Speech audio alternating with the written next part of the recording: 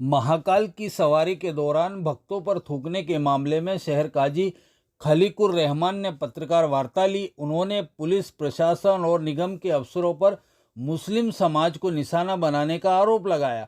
उन्होंने दावा किया कि एक गलत वीडियो के आधार पर बगैर जांच किए मुस्लिम समाज के 3 युवकों के खिलाफ पुलिस ने प्रकरण दर्ज कर लिया। एक युवक का मकान तोड़ दिया गया। पुलिस अफसरों को इस मामले की फिर से जांच करनी चाहिए और निर्दोष का मकान तोड़ने का मुआवजा दिया जाना चाहिए, साथ ही उसका मकान बनाकर दिया जाए। उन्होंने कहा कि दूसरे शहर से आए व्यक्ति ने शहर की फिजा बिगाड़ने की कोशिश की।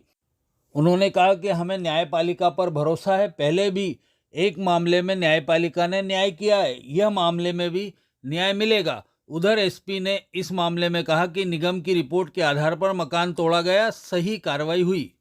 जो कार्रवाई है वो अपराधियों के ऊपर की जाती है। आप तमाम लोग जानते हैं जिनका पिछला रिकॉर्ड हुआ है, लेकिन उन बच्चों का कोई रिकॉर्ड नहीं है। मकान उनका तोड़ दिया गया। दूसरी चीज ये है कि बगैर जांच की हो उस वीडियो की कार्रवाई कर दी गई। हमारा ये कहना था कि आप लोग कार्रवाई करें, लेकिन उसकी जांच करा लें कि आप पानी पी रहा है, उसने अपने गैलरी के अंदर अगर थूका तो ऊपर से तो जब नीचे से 3 मंजिल नीचे से वीडियो बनाया जाएगा तो ये लगे वो थूका है, लेकिन कहाँ थूका है इसको उन्होंने मुद्दा बनाया। दूसरी बात ये है कि हम लोगों ने मुसलसल अधिकारियों से इसके ताल्लुक से मुलाकात की। हमने कहा कि देखिए एक तो नाबालिग बच्चे हैं और दूसरा वो वीडियो जो है उसकी जांच हो जाए, लेकिन हमारी इन तमाम चीज़ों पर जो है वो प्रशासन ने गौर नहीं किया। आनंद फानंद में FIR कर दी और सुबह को गालिबन 10 बजे 10:30 बजे के आसपास नोटिस लगाया और 12 साढ़े 12 बजे आकर वो घुमाकर जो है वो मकान को तोड़ दिया गया। लिहाजा हमारा ये कहना था कि जो भी कार्रवाई हो विधिवत तरीके से हो, और मैं आप तमाम लोगों का इसके आगे बात के लिए कैसा तरीके से आता आएगा। मेरा कहना इतना सा है कि उसको पहले उन्होंने कहा अतिक्रमण है, मगर वो नोटिस किसी ने उसका फोटो खींचा होगा, वो फोटो मेरे पास भी आया, मैंने उसको देखा तो उसमें लिखा है जर।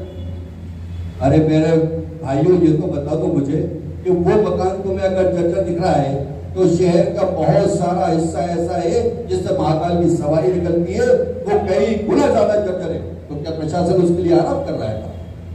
वो जर्जर नहीं है क्या? अगर कोई हादसा होगा वो उस हादसे का इंतजार करेगा क्या? कि अगर हादसा हो जाए तो उसके लिए खड़े हो जाए। ऐसी चीजों के लिए अगर गलत है तो गलत के नाम से कहा जाए, एक वर्ग विशेष को निशाना। मुझे अफसोस होता है ऐसी बातों के पीछे। पिछले सालों के अंदर मुहर्रम के अंदर ये कहा गया कि शहर काशी के नारे नहीं लगे बल्कि पाकिस्तान जिंदाबाद के नारे लगे। कितना बड़े अफसोस की बात है। उसके बाद जिस धारा के अंदर वो केस रजिस्टर किया गया, तीसरी पेशी मजिस्ट्रेट ने उड़ा दिया। अफसोस होगा या नहीं होगा?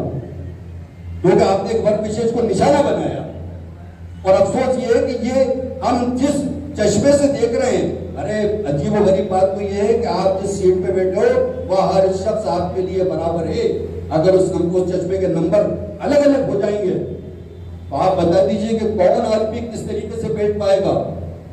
क्योंकि जिस जगह आप बैठे हो उतने ही उनके भी हो, उतने ही दूसरों के भी हो, आप इनकार नहीं कर सकते।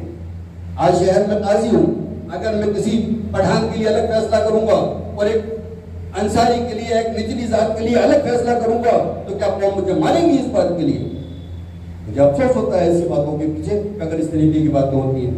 दूसरी चीज हम ये बता दें आपको कि इस शहर की वो तहसीब है, वो गंगा जमनी तहसीब है जिस तहसीब के साए के अंदर रात को 2 बजे और 3 बजे मुसलमानों की उन बस्तियों के बीच में से औरतें जाती है महाकाल हज आरती के अंदर।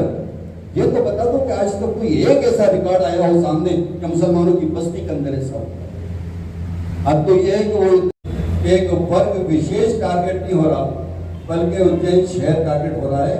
हमारे लिए बहुत अफसोस की बात है और हमें इस बात के लिए सोचना होगा कि खुदा ना खास्ता अगर शहर की बदनामी होती है तो ये बदनामी उज्जैन में ही नहीं बल्कि मुल्क के नहीं बल्कि दुनिया के कोने कोने के अंदर होती है। और इस शहर के अंदर वो सारे लोग महाकाल की वजह से आते हैं अगर वो लोग इन सब चीजों को सुनेंगे तो क्या उज्जैन का असर अच्छा आएगा या गलत आएगा, ये सोचने वाली बात है। दूसरी चीज, एक ऐसी घटना जिसकी हम तस्दीक नहीं कर सकते कि 100% ऐसा हुआ है, अगर जब हम उसकी तस्दीक नहीं कर सकते कि 100% ऐसा हुआ है, तो फिर उस जुर्म की सजा ऐसी क्यों? अगर आदमी करता है, हमने कभी ऐसे लोगों का साथ नहीं दिया है जिन्होंने इस तरीके की हरकतें की है, हमने हमेशा उनकी निंदा की, और निंदा ही नहीं की है बल्कि खड़े रहकर के उनको उसी अंदाज में देखा है जिस अंदाज के अंदर एक शरीर हुए आदमी को देखा जाता है। अफसोस इस बात का है कि इस घटना को लेकर एक अलग अलग तरीके के बयान शहर के अंदर आ रहे हैं। हमारे पूर्व सांसद महोदय को यही नहीं मालूम कि शहर के अंदर क्या हुआ है, और आप एक चैनल के ऊपर बैठकर उस चैनल के माध्यम से जो बता रहे हैं उस पर गौर करना होगा आपको। पुलिस के अधिकारी, आला अधिकारी जो कमांड देख रहे हैं, उन्हें नहीं मालूम कि क्या हुआ है। बहुत अफसोस का मुकाम है इस बात के लिए कहने के लिए।